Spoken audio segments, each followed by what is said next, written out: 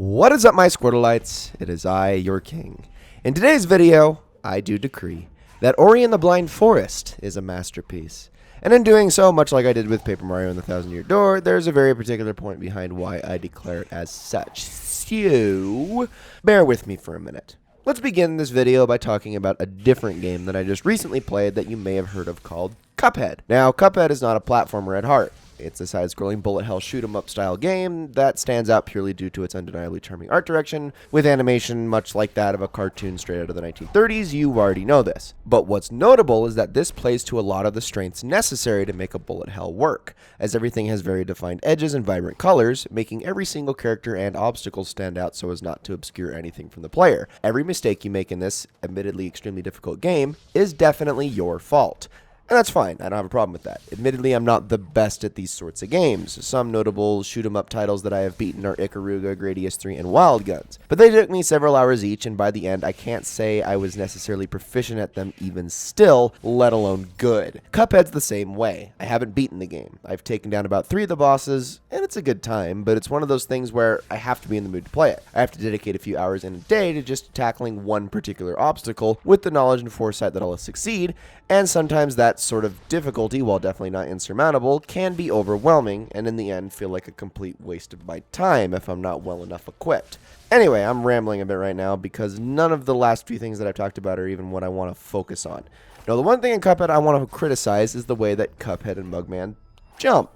Yeah, I know, it's weird for me to bring that up, but the jumping animation and the weight behind it feels kind of awful in this game. It's the one thing I actually hate about Cuphead, and it's such a little thing too. Heck, in plenty of stages, at least the ones I've played, walking isn't involved at all, and jumping with it. And that's not to say it's obstructive, that you can't get used to the way your character handles when they're jumping, but it's still bothers me. Cuphead and Mugman jump less like they're bouncy little cartoon characters and more like they're made out of lead.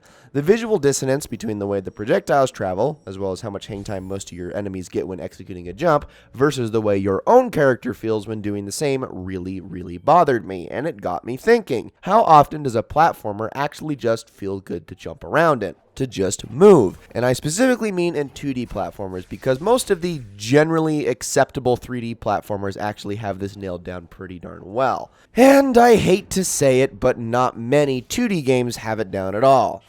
The 2D platformer genre is well trodden and features a lot of games people consider to be classics and even masterpieces in their own right. Obviously, going back in time, we had the likes of Super Mario Bros. 3 and Super Metroid and Castlevania Symphony of the Night and the Mega Man X series, and then of course, at least semi-recently, we have anything between Axiom Verge and Super Meat Boy and Braid and Hollow Knight and Celeste and Rayman Legends and gosh, only a few of these games really nailed down what I think is the most important part. That's not to say these games don't do a lot else right. I mean, after all, we've evolved far beyond Super Mario Bros. 1, where a functional directional pad and the A button is literally all you need to succeed, but that core element is still at least a little bit lacking in so many games. Alright, enough dawdling. Let's talk about Ori and the Blind Forest.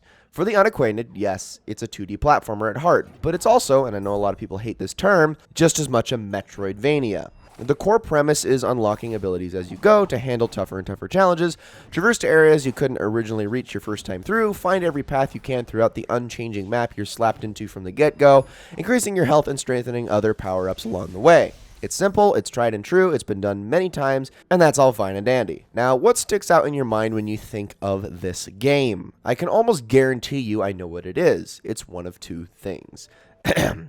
How about the stunning visuals with beautiful, vibrant colors that stand out in every single way, layered backgrounds and even overlapping foregrounds that make each and every frame feel more alive than the last, as though you really stumbled into this magical world of fantastical creatures and whimsy and wonder, paralleled to the doom and gloom that radiates in the deepest and darkest parts of the forest. No?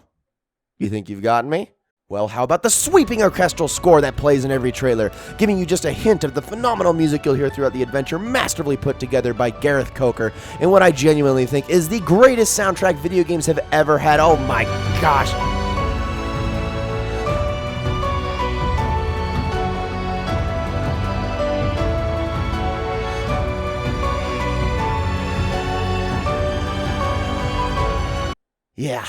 Yeah, I could gush about those aspects of the game all day long. In fact, I might dedicate another video just to the soundtrack someday, but no.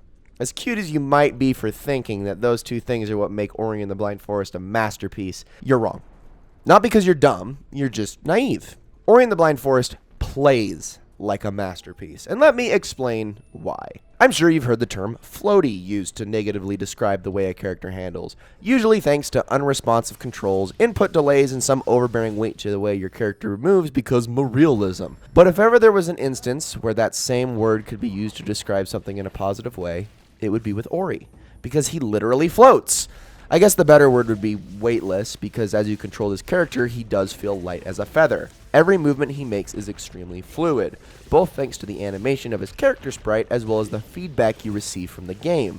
But this is only compounded as you progress and unlock new abilities, such as the double jump, or the air dash, or the glide. From the moment you start this game, all you can do is hop. And you see the first jump, and you kind of feel a little bit powerless, especially after that opening cutscene. And you just go, how am I supposed to make that? Well, then you try it, and you do, or you don't the first time, but you do eventually. And it's not just some tutorial. It's practically an accomplishment. And you think, oh, this is one of those games where you have to make pixel-perfect jumps, right? Wrong. Ori and the Blind Forest is a game about difficulty through overwhelming deception, rather than some actual bullcrap most video games throw at you. In your first playthrough, even if you're extremely good at platformers, I guarantee you will die dozens of times. There are just so many moments where you will second guess yourself because the situation is new and terrifying, or because you've hit a moment where so much is thrown at you and you didn't have the time needed to assess your options. And if you're not very good at these sorts of games, the death counter might reach the several hundreds the first time around. But, and I'm gonna let you in on this crazy secret about this game, so don't tell anyone, okay? Ori and the Blind Forest is ridiculously forgiving.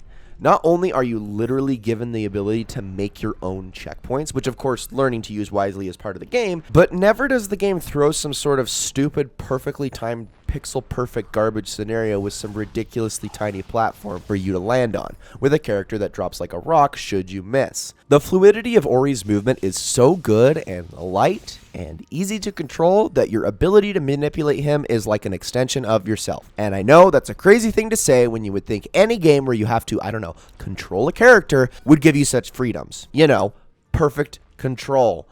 But no.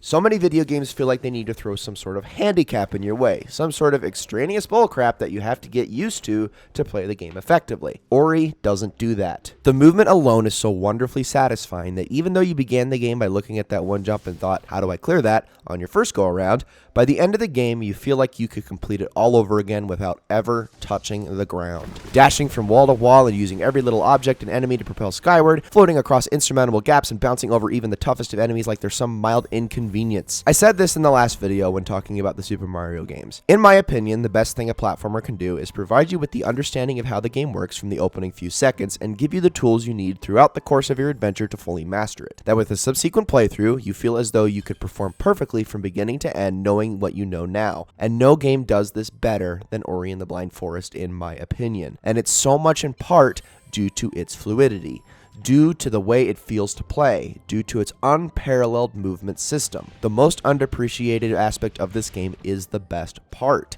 and I implore you to give it a try. The game launches on Switch on the 27th of September, and barring any issues with the port itself, I promise you it's an experience worth trying. And so I conclude by repeating what I said before. Ori and the Blind Forest is a masterpiece.